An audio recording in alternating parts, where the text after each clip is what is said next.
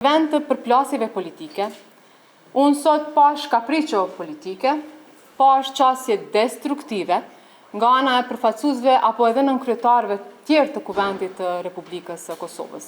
Pra, në vend se me situatën aktuale të ishim të gjithë të unifikuar dhe të shihnin se cila është mënyra më e mirë për të adresuar, gjithnjë duke pasur parasysh që ne nuk kemi pas një situatë të cilën mund ta marrim si praktik, pra në të kaluarën, ne u përpiqëm maksimalisht që të jemi konstruktiv, të shprehim qëndrimet tona.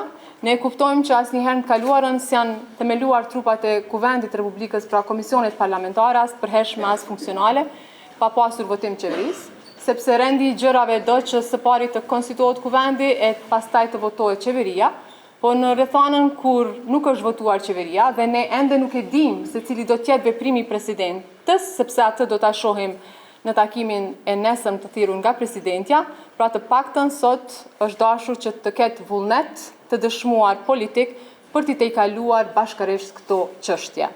Pra, ky nuk është buxhet i Albin Kurtit, as i vetëvendosjes. Nëse ka një natë me kryeministrin Kurti apo me lëvizjen vetëvendosje, unë sot i ftoj që të reflektojnë, që të heqin dorë nga këto inate, sepse po bëhet fjalë për qytetarët e Republikës së Kosovës, e si përfaqësues të tyre natyrisht që do duhet të ishim në nivelin e detyrës tonë.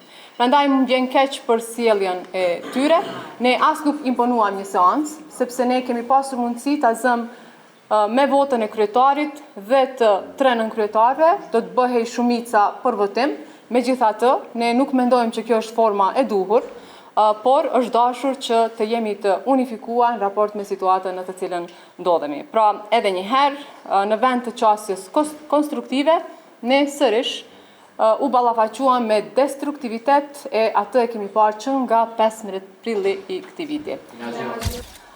Nesër ne do të jemi në takimin e thirrur nga presidentja Osmani dhe natyrisht që do t'i themi qëndrimet tona në raport me situatën aktuale, pra gjithçka në kohën e vet. Pra nesër do ta japim qëndrimin e lëvizjes vetëvendosje.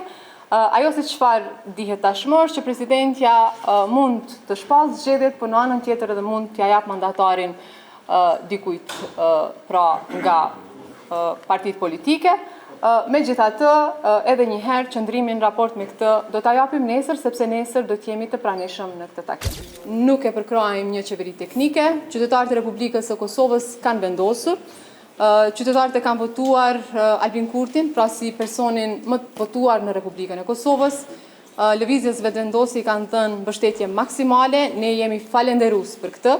Prandaj, në qoftë se nuk do të ketë, si me thënë, numra, natyrisht që vendi duhet shkojë në zgjedhje të jashtëzakonshme, ndonse ju e dini që ne nuk e kemi dëshiruar këtë, por rrethanat politike na imponojnë. Faleminderit.